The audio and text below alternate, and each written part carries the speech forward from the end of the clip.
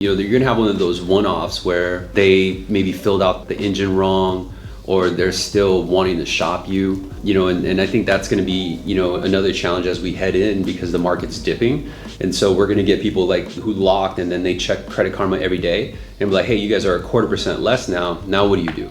Right? Yeah. So, there's things that you just gotta be proactive about, letting them know and say, okay, for the time being, just avoid having any of the credit pulls. We do have a float down policy that we honor. The float down policy works like this. At the time that the loan docks, right?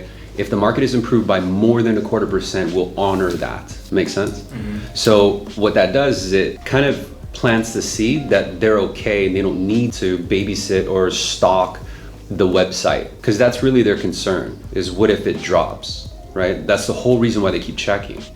Now, if it goes past that and you're in the process and they call you and they say, hey, Alan, I was just on Credit Karma, I got an email from them. It looks like the rates dropped. You have to address it in this way. Say, okay, you know what? I'm actually walking into a meeting, but no problem. I'm gonna go and get that done for you and see what the costs will be. And then just get back to them. Does that make sense? Yeah. Because what happens is you're answering them, whereas most agents will look at it like, no, I'm sorry, you're already locked in. Now you're telling them no, and you're pushing them away. And that's what's gonna make them wanna shop with someone else.